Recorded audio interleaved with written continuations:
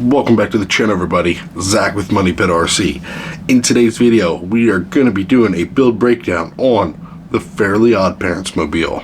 You're probably thinking to yourself, what the heck is that? Well, let me show you. Here they are. Cosmo, Wanda. Take it away.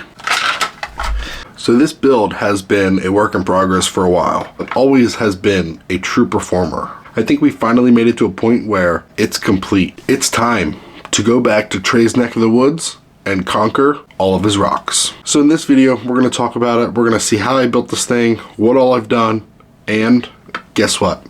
We're not just going to crawl on the crawler tracks. I got a whole bunch of footage outside on some real rocks.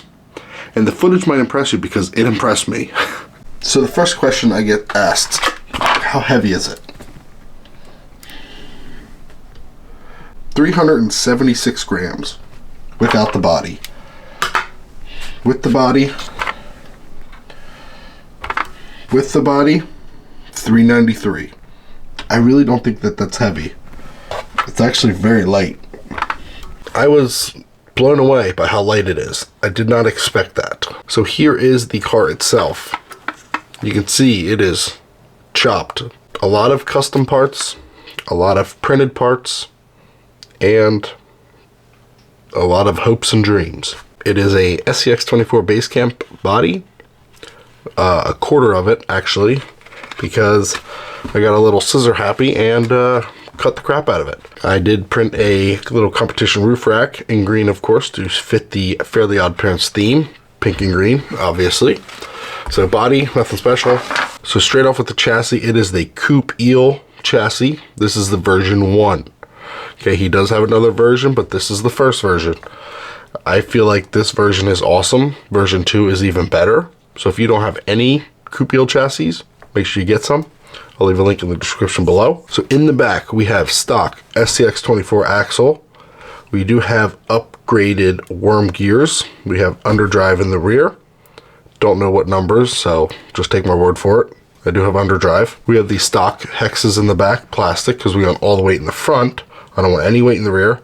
We have a 3D printed rear link riser. So we do have the Proline big bore scalar shocks in the back. They are the longer ones, but I do have the shorter springs. So it does sit fully compressed. We have coopRC shock rollers. You're supposed to only have them in the front, but I have them in the rear just because OCD and everything has to match. So the main thing about this car, it has insane amount of ground clearance. All the links in the rear are homemade by me. So this is 3mm brass rod that I bent and threaded myself. I do have a full video on that, so make sure you check that out. To complement the high clearance links, we have a coopRC 3D printed carrier bearing, which printed myself. The carrier bearing really helps keep the drive shaft up as high as it goes, just so you don't get it caught on anything. So they are stock drive shafts, but I had to cut them down a little bit to fit the actual length. It works out great. We have a 3-flow 9 slider for the axle, just so we can get that sliding action going on. It does work really well, and you can tell it lines up really well with the links.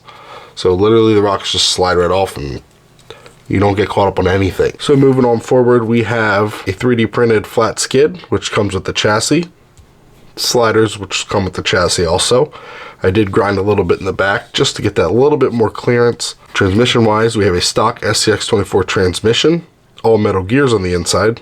We have the FuriTech motor mount, Endura Fat Viper motor. So over here we have the FuriTech ESC, which is just a Lizard Pro sitting on the slider.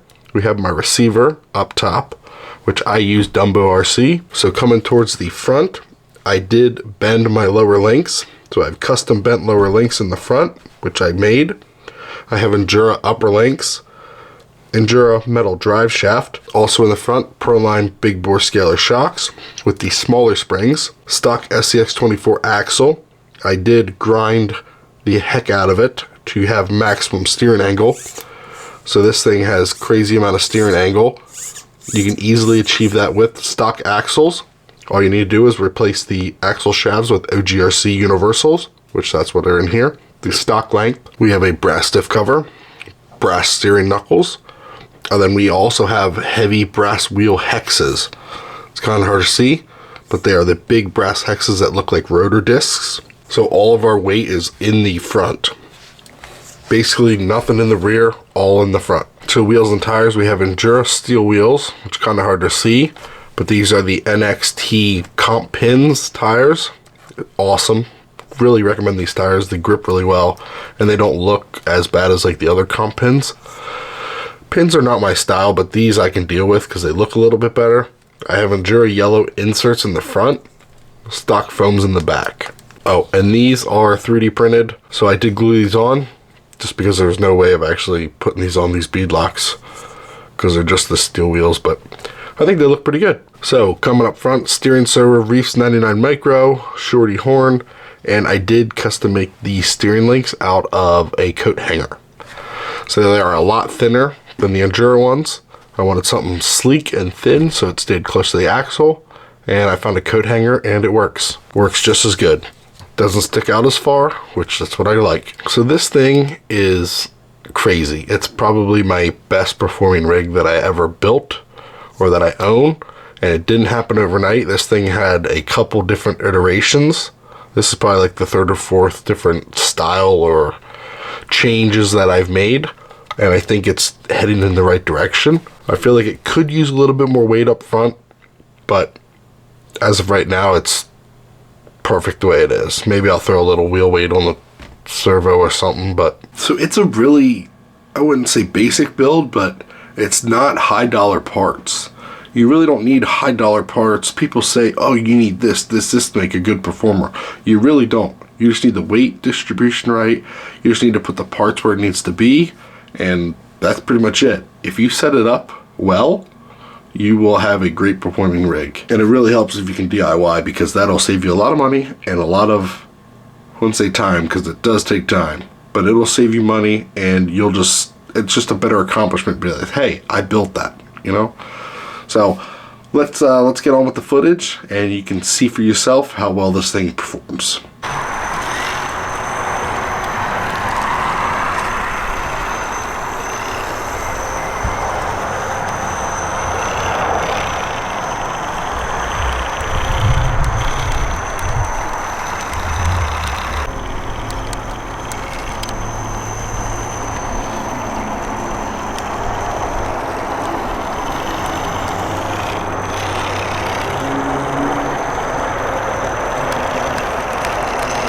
I don't know if it shows on camera. This is really steep. We'll see what this thing can do.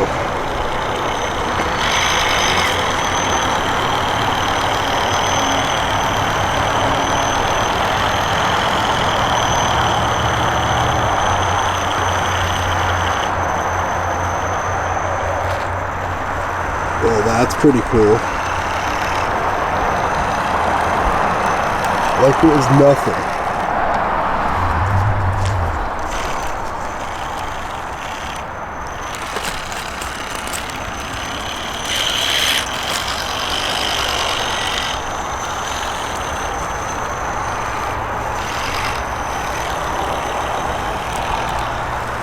Let's see if we can get up in here.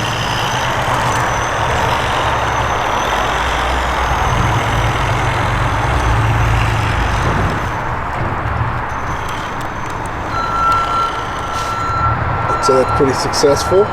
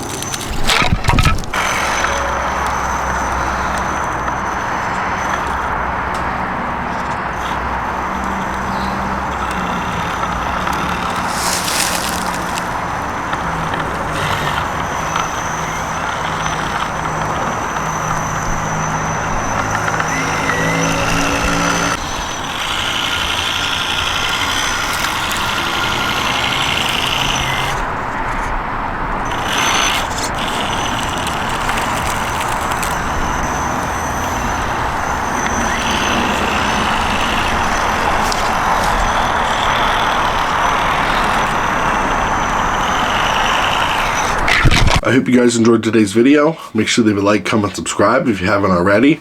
You know I enjoy reading through all your feedback. Catch you guys in the next video.